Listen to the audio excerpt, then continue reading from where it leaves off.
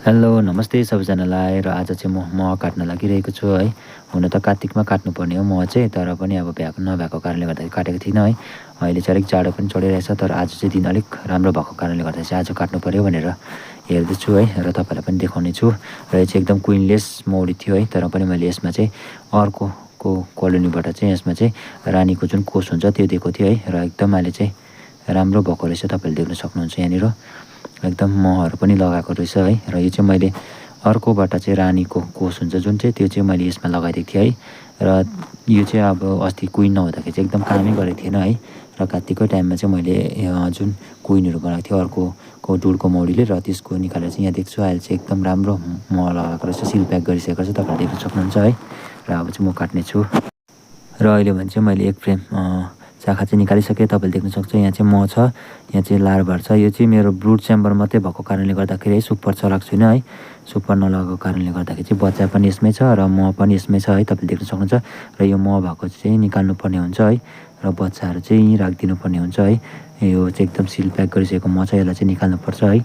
र यो मसिनो जति पनि बच्चाहरू छ यो चाहिँ राखिदिनुपर्छ है। साथै यिनीहरूलाई खानेको लागि पनि महहरू चाहिँ छोडिदिनुपर्छ है।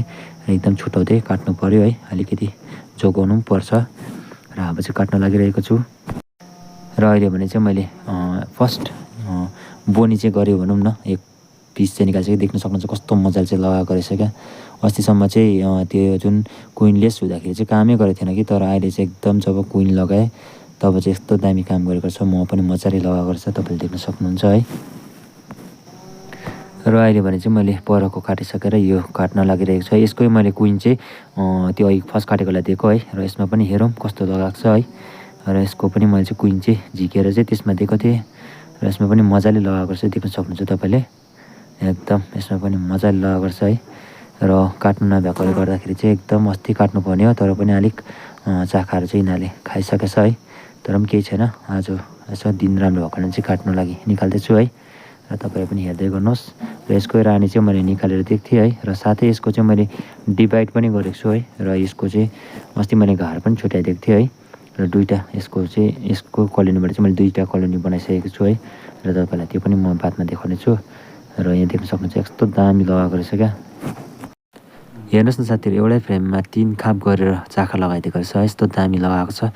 तर यो चाहिँ अलिक मह चाहिँ अलिक खाइसकेछ है। म अलिक काट्न पनि ढिलो भएँ, साथै यस घरमा चाहिँ अलिक भाले मौरीको सङ्ख्या पनि बेसी छ है, त्यसै कारणले पनि हुनसक्छ यो खाएको। र भाले मौरी हुनु जरुरी पनि छ, किनकि अब यो टाइममा सर्भिङ गर्ने टाइमहरू पनि हो है। र केही छैन, तर पनि आज काट्दैछु है। र तपाईँले पनि देख्न सक्नुहुन्छ यस्तो दामी लगाइदिएको छ कि अब के भन्नु। र अहिले भने चाहिँ मैले एकदम काटिसकेर पनि है बोतलमा हालिसकेँ। तपाईँलाई त्यो भिडियोहरू चाहिँ सबै देखाइरहन सकिनँ, किनकि भिडियो अलिक लामो हुने भयो है।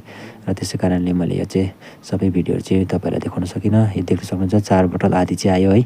र यो चाहिँ एकदम दबाईको लागि पनि युज भयो है, यसो कोही कोही बेला खानु पनि भयो। र तपाईँलाई भिडियो के कस्तो लाग्यो कमेन्ट गर्नुहोस् होला है। मन परे लाइक सेयर गर्नु नबिर्सिनुहोस् होला।